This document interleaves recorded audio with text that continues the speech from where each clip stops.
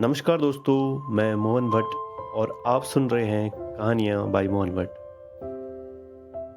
दोस्तों, आज मैं लेकर आया हूँ एक अधूरी मोहब्बत की कहानी। ये कहानी उन सभी लोगों के लिए है जिन्होंने कभी प्यार तो किया लेकिन उनका प्यार उन्हें मिल नहीं पाया। लेकिन वो प्यार हमेशा उनके साथ रहता है, उसकी ताकत हमेशा उनके साथ रहती है।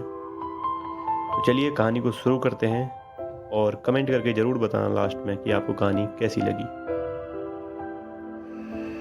शहर की भागदौड़ से दूर एक शांत पहाड़ी गांव था, जहां सूरज की पहली किरणें बर्फ से ढकी चोटियों को सोने जैसा रंग देती थी। इसी गांव में एक लड़का रहता था जिसका नाम था आर्यन। आर्यन शांत स्वभाव का था, जिसकी आंखें सपनों से भरी थी। उसे अपने गांव से बेहद प्यार था और उसकी जिंदगी की सबसे बड़ी खुशी थी सुबह सुबह उठकर ठंडी हवा में चाय की चुस्की लेना और पहाड़ों को निहारना। इसी गांव में एक दिन ईसा आई। ईसा शहर की चकाचौंध से दूर शांति की तलाश में अपने दादाजी के घर रहने आई थी। उसकी आंखें बोलती थी और उसकी हंसी किसी बहती नदी की तरह कलकल करती थी। आर्यन ने उसे पहली बार गांव के बाजार में देखा था, जब वह अपनी दादी के साथ कुछ सामान खरीदने आई थी।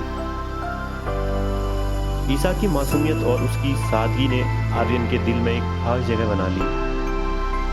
आर्यन अक्सर ईसा के दादाजी के घर के पास से गुजरता था, बस एक झलक पाने के लिए।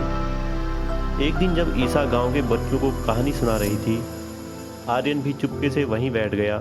कहानी खत्म होने के बाद ईसा ने उसे देखा और मुस्कुराते हुए कहा, तुम भी बच्चों की तरह मेरी कहानी सुन रहे थे?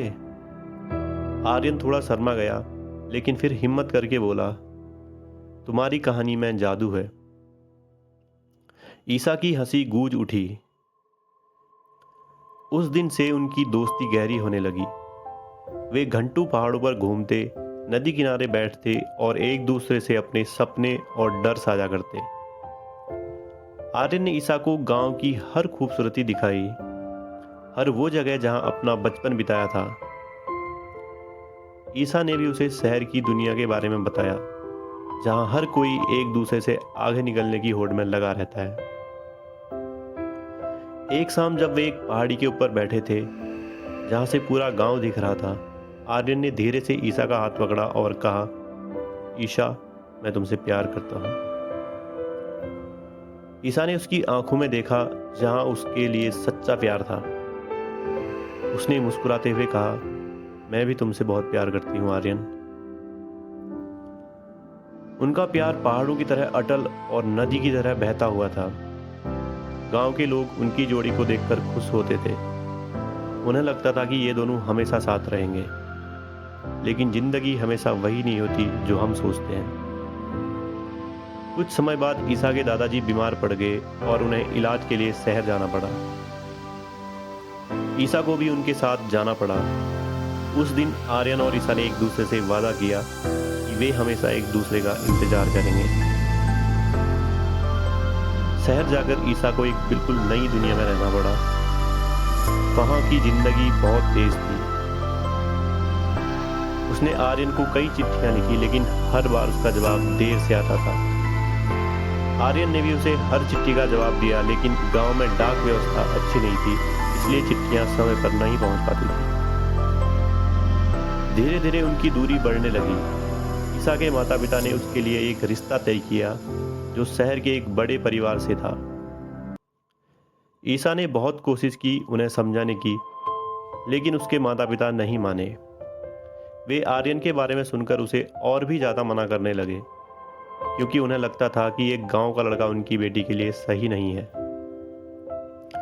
आखिरकार एक दिन ईसा ने आर्यन को आखिरी खत लिखा, जिसमें उसने बताया कि उसकी शादी तय हो गई है और वह मजबूर है। उसने आर्यन से कहा कि वह उसे हमेशा प्यार करती रहेगी, लेकिन उन्हें अलग होना पड़ेगा। जब आर्यन को यह चिट्ठी मिली तो उसका दिल टूट गया। उसे लगा कि उसकी दुनिया खत्म हो गई है। वह कई दिनों तक अपने कमरे से बाहर नहीं निकला। उसके माता पिता ने उसे बहुत समझाया, लेकिन उसका दर्द कोई नहीं समझ सकता था। कुछ महीने बाद जब ईसा की शादी की खबर गांव पहुंची, तो आर्यन ने गांव छोड़ दिया। वह उस जगह नहीं रह सकता था जहां उसकी यादें हर कोने में थी। उसने एक नया जीवन शुरू करने की कोशिश की, लेकिन उसके दिल में ईसा की याद हमेशा जिंदा रही। साल गुजरते रहे, आर्यन अब एक सफल व्यापारी बन चुका था, लेकिन उसकी आंखों में वो पुरानी चमक नहीं थी। एक दिन जब वह अपने गांव वापस लौटा तो उसने देखा कि सब कुछ बदल चुका था। गांव के लोग अब उसे पहचान नहीं पाते थे। वह उस पहाड़ी में गया जहां उसने ईसा के साथ पहली बार प्यार का इजहार किया था। वहां बैठकर उसने अपनी जिंदगी के बारे में सोचा। उसे लगा कि उसने सब कुछ पा लिया है, लेकिन जिस चीज को वह सबसे ज्यादा चाहता था वह उसे कभी नहीं मिली।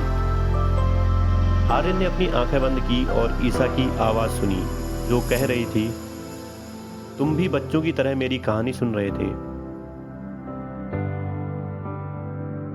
उसकी आंखों से आंसू निकल आए। उसने महसूस किया कि प्यार हमेशा साथ रहने का नाम नहीं है, बल्कि यह एक एहसास है जो दिल में हमेशा जिंदा रहता है। आर्यन ने अपनी जिंदगी को स्वीकार कर लिया, लेकिन उसके दिल में हमेशा एक खालीपन रहा, जिसे वह कभी नहीं भर पाया। वह जानता था कि उसका पहला और सच्चा प्यार ईसा थी, और वह हमेशा उसके साथ रहेगी।